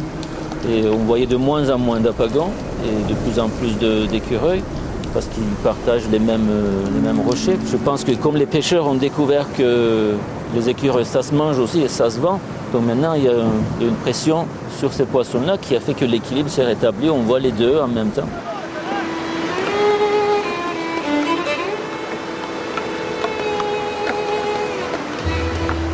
En Israël, les habitants de Tel Aviv profitent de l'été indien. Nous sommes à la fin du mois d'octobre, l'eau est encore à 27 degrés. Des conditions climatiques favorables pour tous ces envahisseurs. Un été chaud, plus long, c'est beaucoup plus de chances de survie des juvéniles et plus de nouvelles espèces différentes. Chaque année, Bella Galil en identifie 3 ou 4 nouveaux. Les portes sont grandes ouvertes. Nous parlons là d'une croissance exponentielle en nombre d'espèces qui entrent en Méditerranée. Et nous savons qu'avec le réchauffement climatique, ça va continuer. La Méditerranée est une petite mer. Les espèces qui y vivent sont méridionales, d'origine atlantique. Elles n'auront nulle part où aller. Elles vont disparaître. Nous parlons vraiment d'un changement majeur. C'est une autre mer.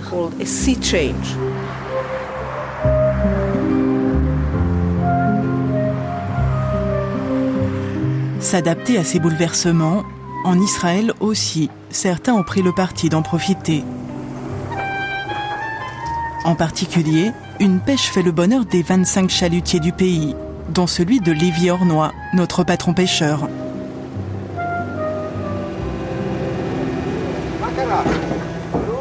« 35 ans que cela dure, toute l'année. Une pêche facile et qui ne coûte pas cher en gasoil. » Dans les filets qu'il remonte, avant, c'était de petites crevettes d'ici qu'il prenait. Elles ont été chassées de leur territoire et remplacées par ces nouvelles crevettes, plus grosses et d'une couleur cristal. Elles sont très bonnes. Elles ont vraiment du goût. Tous les restaurants les apprécient. Une véritable manne. Car les pêcheurs les vendent entre 17 et 25 € le kilo. Quand je pense aux espèces venues de la mer Rouge, je leur dis bienvenue. Je dis bienvenue. Enfin, seulement à celles qui sont bonnes, pas à celles qui sont empoisonnées.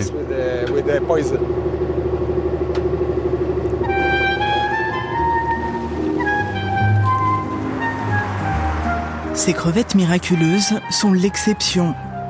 À Tel Aviv, il n'est pas facile de faire apprécier ces nouvelles espèces marines. La majorité ne sont pas cachères et ne correspondent pas au goût traditionnel.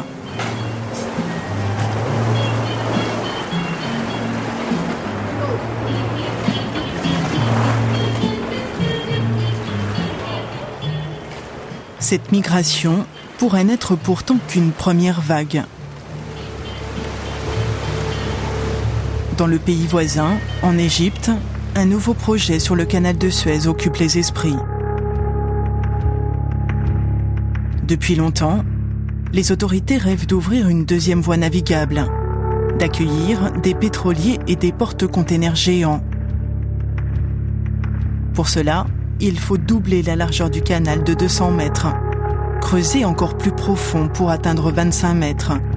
De grands travaux qui pourraient commencer dès 2010, créant encore plus de courants. Une véritable autoroute pour des milliers de nouvelles espèces, sans rien prévoir pour les arrêter. Pour Bella Galil, il y a pourtant une solution. Avec des écluses, le risque est beaucoup moins grand d'avoir une invasion d'espèces. C'est une raison suffisante. Il est possible de le faire. Ça ne coûte pas une fortune. Parce que sur d'autres grandes voies maritimes, c'est prouvé. C'est économiquement rentable. Et bien entendu, la technique est connue. Il n'y a rien à inventer. Il faut juste la mettre en place et le plus tôt est le mieux.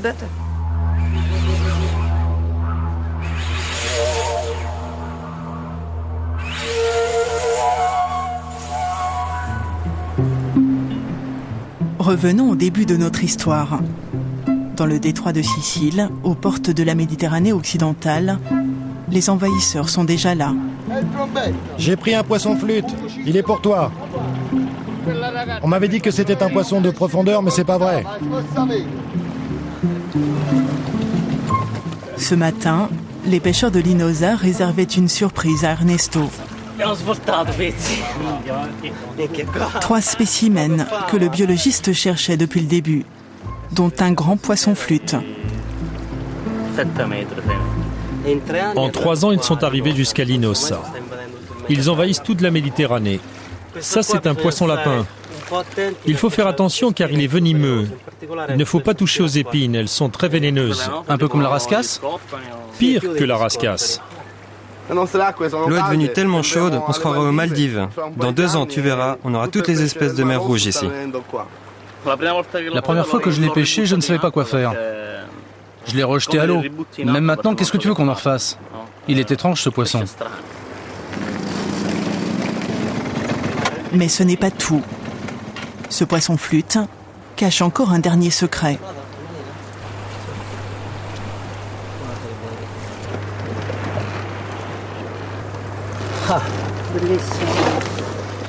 C'est une femelle qui est prête à pondre ses œufs. Cela veut dire que cette population est en mesure de se reproduire et de se multiplier ici, mais aussi dans bien d'autres endroits de la Méditerranée.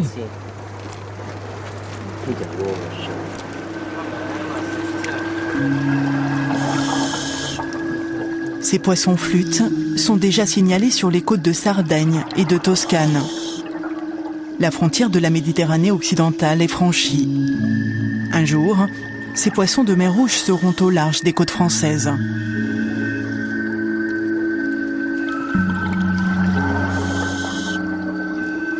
Quelques étés chauds, quelques hivers plus doux qu'à l'habitude, quelques degrés de plus suffiront pour qu'ils s'installent définitivement.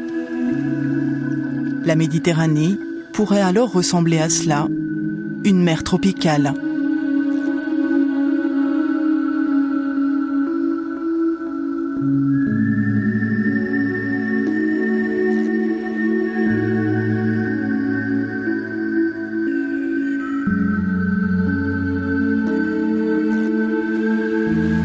On va retrouver l'équipage de notre porte-container, le Nabucco. L'escale à Malte lui a permis d'embarquer quelques nouvelles têtes qui vont assurer la relève avant Noël. Ceux qui terminent la boucle pensent déjà aux retrouvailles avec la famille et aux cadeaux qu'il leur rapporte.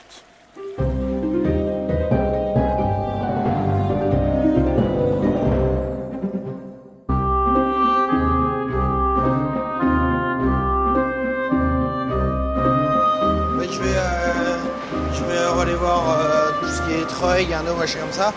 Je te montrerai les départs à l'avant, les tableaux électriques. Puis on va voir ça, quoi. Ok. Gautam, le nouvel électricien, vient d'embarquer à Malte. Et Bévis n'a que 2 jours pour tout lui expliquer. 2 jours avant de passer le relais. Ah ouais. Ah bah ça change, hein. Ah ouais, putain, carrément. Ça change les 5007. C'est pas la même taille. Non.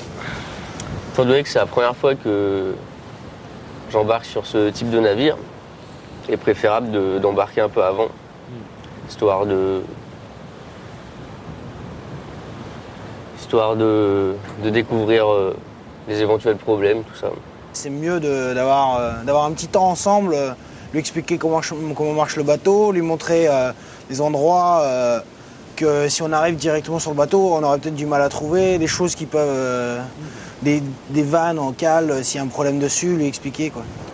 Parce que c'est un coup à se faire électrocuter, quoi.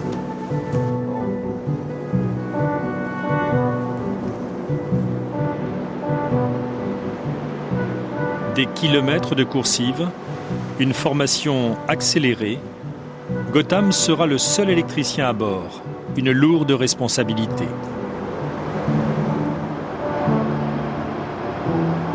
Au fond des cales, les peintres roumains ont repris du service. La cornière arrachée à Shanghai a pu être changée dans les temps. Un dernier coup de rouleau et la cale numéro 56 est prête pour la prochaine escale. Mais il arrive que parmi les peintres se cachent d'ambitieux officiers. Mikhail est fils de capitaine et rêve d'un poste à la passerelle.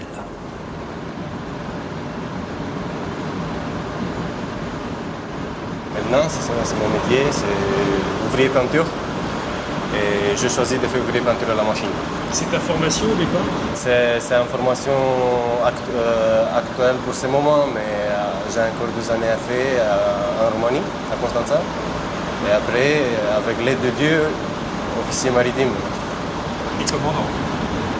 Espérons. En 10 années. Dans une dizaine d'années, excusez-moi, commandant. Espérons. Silvio, qui écoute sagement, vient lui aussi d'embarquer à Malte, lieutenant sur le prochain voyage. Il n'a plus que 48 heures avant de prendre le relais. Situation claire, la visibilité se réduit, passage de grain. 2 moteurs de barre, aucune alarme engagée. 93 tours, moteur, et voilà. Lorenzo, t'es rassuré maintenant qu'il y a un remplaçant? Oui, très bien. Voilà, je suis déjà en vacances. Je reste en double juste 5 jours. Comme ça, d'habitude, on fait comme ça. C'est Malte jusqu'au Havre ou c'est le Havre jusqu'aux Zeebruges? Quelque chose qu'il faut que vous appreniez tout de suite aussi, rapidement, c'est tous les circuits d'assèchement. Ouais. Comment on assèche le local propulseur, comment on assèche le local Bosco, comment on assèche le pied aux chaînes, comment. Ça, c'est très important. Pas parce que vous êtes lieutenant sécurité, mais parce que pour un lieutenant, c'est important, parce qu'il faut décoincer vite. Face à la pénurie d'officiers sur le marché mondial, les compagnies maritimes encouragent les vocations. De plus en plus d'officiers roumains viennent compléter les équipages français.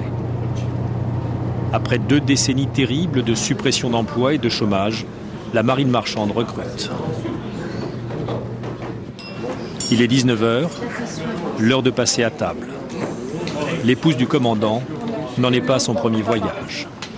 J'ai fait les mêmes études que mon mari au départ. Donc c'est pour ça que moi aussi, c'est ma passion. Merci Stéphane. Donc je n'ai pas pu exercer mon métier, mais je profite de caler des moments dans ma vie familiale pour partir avec mon mari. Et pourquoi vous n'avez pas exercé votre métier? Parce que c'était une période difficile pour les jeunes officiers, il n'y avait pas de boulot, toutes les compagnies fermées, et on a fait des gamins. Elle a sacrifié effectivement sa vie professionnelle pour élever les enfants. Au moment où votre mari s'apprête à partir à la retraite, vous avez des projets, vous? Oui, aller travailler. C'est-à-dire? Bien, faire autre chose que d'être une mère de famille. Pour le moment, j'en suis au stade de vouloir créer une petite entreprise. Eh bien, je suis en manque. Je n'ai pas fait quelque chose et je pense que j'avais les capacités intellectuelles de réussir quelque chose. Je ne l'ai pas fait et j'ai besoin de le faire maintenant. La soirée se poursuit. Pour les marins roumains qui ont quitté leur famille depuis 4 mois, c'est la dernière soirée tranquille. Demain, il faudra préparer les valises et penser aux cadeaux. Mikhail, le futur officier roumain, a pris un peu d'avance et termine ses révisions. J'ai apporté des livres de Roumanie au bateau pour apprendre quelque chose, pour préparer l'examen qui vont commencer en février. Et les petits achats aussi. Mais ça fait lourd, hein? C'est plein. C'est plein, vraiment plein. Alors, des cadeaux pour papa, des cadeaux pour maman, pour ma copine, voilà, là-bas. Il ne faut pas la laisser seule. Oui. Trop longtemps. Oui. En fait, peut-être quand nous sommes jeunes, même moi, même elle, c'est pas assez difficile. Mais quand les enfants doivent apparaître, c'est difficile. Des bateaux qui naviguent tous les jours de l'année. Et loin de là, des enfants, des familles qui attendent depuis de longs mois. Noël approche et chacun s'inquiète de devoir prolonger le contrat de quelques jours, de quelques semaines parfois.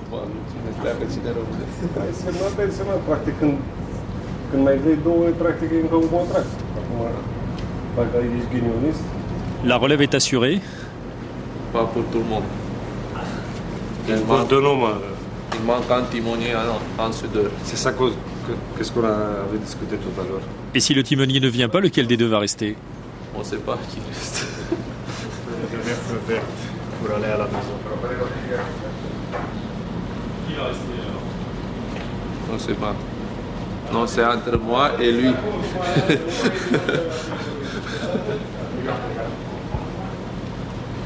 C'est le commandant qui décide. À 2 jours du Havre, il nous manque encore deux noms, mais sinon tout le monde est relevé au Havre ou alors en dernier port de tournée du Nord, c'est-à-dire Zeebruges. Zeebruges, Rotterdam, Hambourg ou Southampton, voilà les 4 ports où l'un des 2 timoniers risque bien de débarquer.